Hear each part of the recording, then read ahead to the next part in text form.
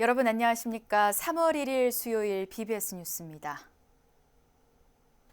상어결사 인도순례단의 순례 여정이 20일째를 지나면서 육체적 피로와 각종 질환을 호소하는 사례도 잇따르고 있는데요. 하지만 순례단원들의 굳은 신심과 의료진들의 보이지 않는 노력이 더해져 완주 의지는 더욱 뜨겁게 불타오르고 있습니다. 인도에서 의료봉사 활동을 하고 돌아온 김응중 동국대 의대 교수를 서희령 기자가 만났습니다. 부처님의 땅에서 한국불교 중흥과 생명평화의 원력으로 고행길에 나선 상월결사 인도 순례단. 매일 새벽 2시에 일어나 하루 8시간 이상을 걷고 또 걷는 순례 여정으로 육체적인 피로가 누적되고 있습니다.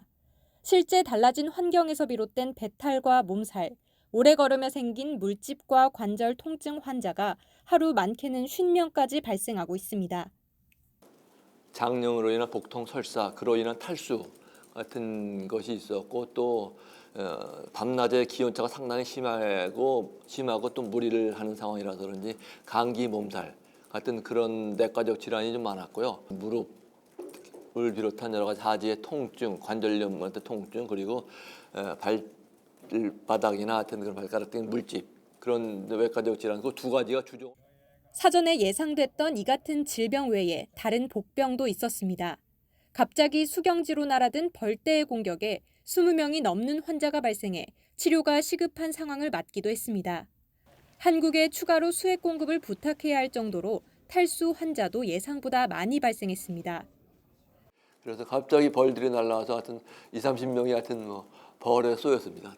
말벌 같은 그런 종류였던 것 같아요. 그때 많은 분들이 힘들어하고 그랬던 적이 있었습니다. 그런 것들은 전혀 예상하지 못했던 일들이고 설사 같은 거에는 탈수 환자들이 생각보다 좀 많았던 것 같아요.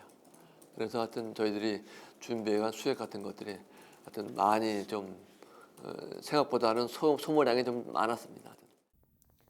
온갖 어려움이 이어지면서 인도 현지에 파견된 의료진은 몇몇 환자들에게 쉬는 게 좋겠다는 권유도 해야 했습니다.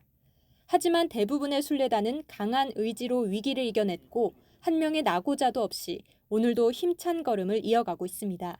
있지만 열도 많이 나고 특히 이제 설사 그런 걸로 인해서 탈수가 많이 됐음에도 불구하고 저희가 좀 충분히 휴식을 취하기를 권유했음에도 불구하고 그걸 이겨내고 이러는 분들도 종종 있었습니다. 하여튼 그런 걸 보면서 하여튼 강한 의지를 좀 느낄 수도 있었고요. 이제 완주까지 남은 절반가량의 기간. 피로가 누적된 상황에서 더욱 절제와 휴식이라는 기본을 지키는 게 중요하다는 지적입니다. 하여튼 본인의 체력을 잘 감안해서 휴식을 취할 때 충분히 좀 취하고 음식물 섭취 같은 거 할 때 너무 좀 절제를 할까요?